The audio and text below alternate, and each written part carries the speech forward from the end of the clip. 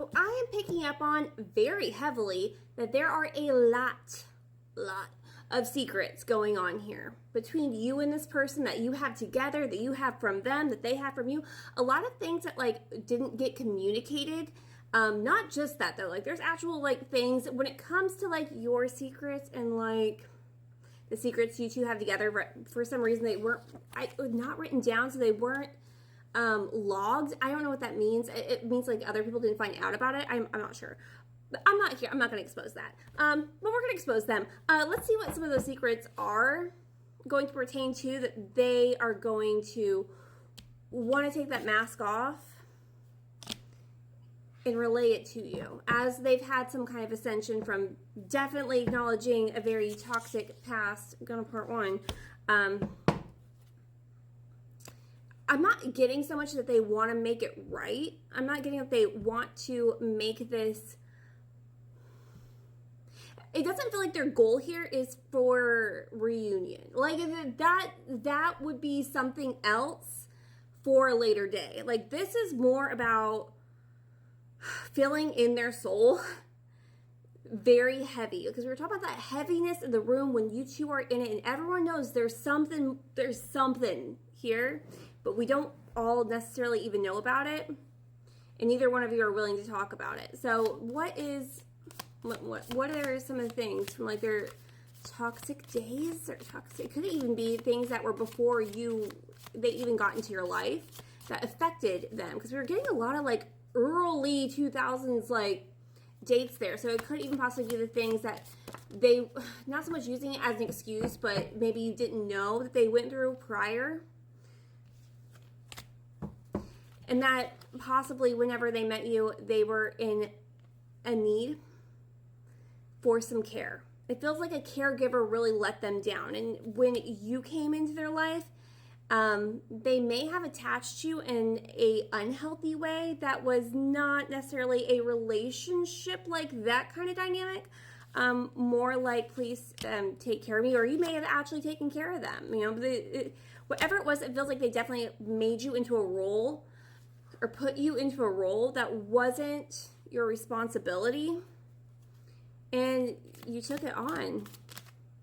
Whether you knew why you were taking it on, you took it on. Yeah, that's the last reading. Yeah. We have cult over here. So a cult doesn't necessarily mean like a cult. It could be same views that were very dangerous to the dynamic. So shared friends or family values that acknowledging now was really jacked up, and putting that on you in some kind of way to make you feel, we were getting so much like the abyss and stuff in then part one, but making it so that you almost had to stop caring for them, which is interesting because it feels like they feel abandoned by a caregiver, and then you took on that role, and then they abandoned you. Like they had to make you stop caring for them.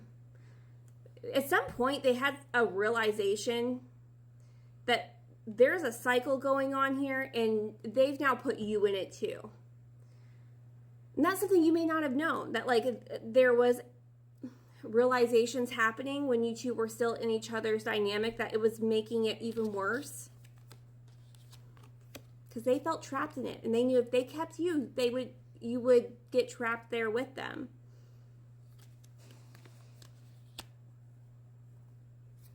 You'd get trapped there with them.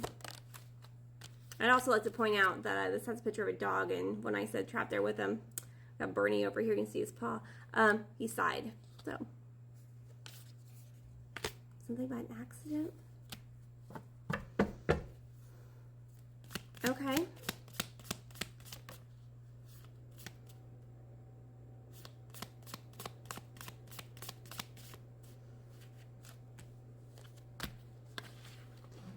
This was a car crash waiting to happen. This was an accident waiting to happen. We have intuition in accident, or knowing about an accident, like having a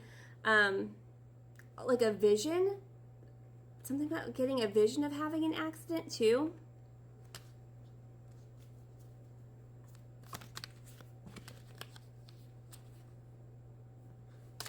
What's that about?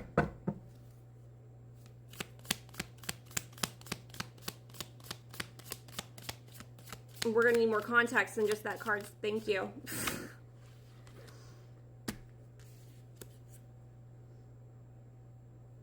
You know, whatever occult kind of situation was going on here, even if it was like a toxic, unhealthy, like, group, like the bras, you know what I mean? Like, something like that.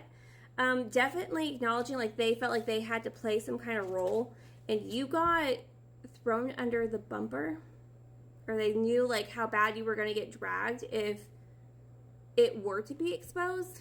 I've got a lot of secrets here. Yeah, and also knowing that there's a good chance come July when they are ready to do this that you might have a little revenge bone, and they feel like it's kind of rightfully so. The more that they have an awakening here, the more that it feels like they just keep adding on things that they're going to have to address to you. Because you might have felt like something was your fault, and it's like if you were driving the car, right? Like, let's say you were driving the car, and it's saying, like, oh, it's your fault because you wrecked the car, but also, like, they were supposed to check the brakes, or they were supposed to make sure that the seatbelts were fastened. Like, they had a job to do that would have made the accident not as collateral, but they didn't do it. But because you were behind the wheel, it was easier for you to just get blamed for the accident. Cool. Let's go to part 3.